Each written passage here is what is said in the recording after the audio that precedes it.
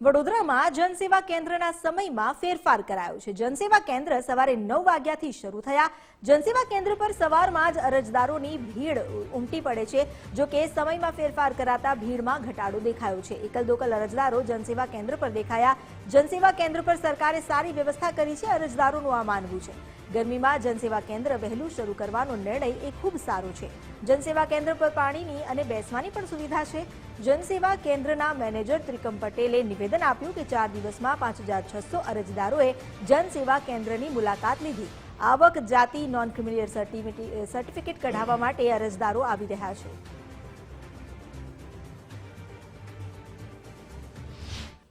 ઓફિસનો time જે વહેલો કર્યો છે 9 વાગ્યાનો ઘણો સારો છે।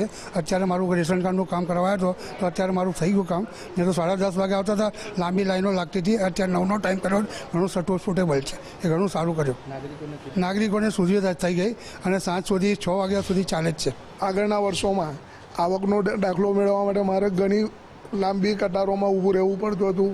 2 થી 3 કલાક 4 કલાક પણ બગડે છે। આ વખતે સમયમાં જે વધારો કરવામાં આવ્યો 9 થી 6નો સમય, એમાં ઘણી અનુકૂળતા પડી, સમય બચે છે, કામ ઝડપથી થઈ જાય છે, અહીંયા લાંબી કતારોમાં ઊભા રહેવું પડતી નથી। બીજી ઘણી બધી સુવિધાઓ ઘણી સારી છે કે જેથી સરળતાથી કામ થઈ શકે છે।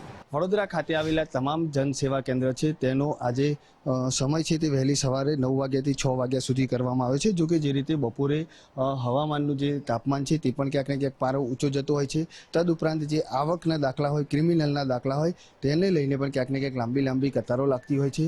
તેને જ લઈને હાલ આજે સમય છે તે વહેલો કરવામાં આવ્યો છે। ખાસ કરીને વાત કરવામાં આવે તો આ સમય વહેલો કરવાથી ક્યાંક ને ક્યાંક જે નાગરિકો છે, જે પણ કોઈ અરજદારો છે, તેમને ચોક્કસથી સુવિધા મળશે। અને આપ જોઈ શકો છો તે રીતે આજે જનસેવા કેન્દ્ર છે ત્યાં વહેલી સવારથી જ એટલે કે 9 વાગ્યાના સમયથી જ જે કર્મચારીઓ છે તે પહોંચી ચૂક્યા છે। એકલ દોકલ અરજદારો છે તે હાલ આ જનસેવા કેન્દ્ર ઉપર પહોંચી રહ્યા છે। નાગરિકોને પણ હાલ જે સમયની પણ બચાવ થશે। આપણી સાથે જનસેવા કેન્દ્રના મેનેજર છે, તેમની સાથે જ વાત કરીશું। શું કહેશો સર, આજથી સમય છે તે વહેલો કરવામાં આવે છે, ખાસ કરીને જે રીતે હીટવેવની આગાહી છે, લાંબી કતારો લાગે છે, નાગરિકોને કયા પ્રકારની સુવિધા મળશે? માનનીય કલેક્ટર સાહેબના આદેશથી આજથી જનસેવા કેન્દ્રનો સમય 9 થી 6નું કરવામાં આવેલ છે। એનું કારણ હીટવે અને ધોરણ 10 અને 12ના રિઝલ્ટ છે।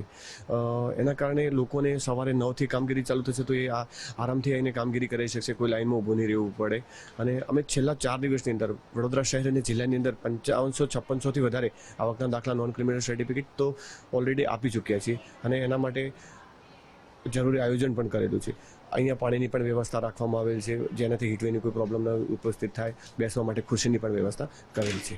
કેટલા દિવસ સુધી સર આ સમય રાખવામાં આવશે? માનનીય કલેક્ટર સાહેબની બીજી કોઈ સૂચના ન મળે ત્યાર સુધી આ કામગીરી આવી રીતે ચાલુ રહેશે। બિલકુલથી જ્યાં સુધી કલેક્ટર સાહેબની સૂચના ન મળે ત્યાં સુધી કામગીરી ચાલુ મળશે। જો કે આવતા જે અરજદારો છે તેઓ માટેની તમામ પ્રકારની જે વ્યવસ્થા છે તે કરવામાં આવી છે। ખુરશીઓ પણ મૂકવામાં આવી છે, તેમજ જે પાણીના જગ છે તે પણ અહીં રાખવામાં આવે છે। છેલ્લા 4 દિવસની અંદર 4000થી પણ વધુ જે આવકના દાખલા હોય અથવા તો જે ક્રિમિનલ સર્ટી હોય તે આપી દેવામાં આવે છે। અને હવેથી લોકોને લાઇનમાં કતારમાં ન ઊભું રહેવું પડે તે માટે જે જનસેવા કેન્દ્ર છે તેનો સમય સવારે 9 વાગ્યાથી સાંજે 6 વાગ્યા સુધીનો રાખવામાં આવે છે। કેમેરામેન DK સોલંકી સાથે અલ્પેશ સુથાર, ગુજરાત ફર્સ્ટ, વડોદરા।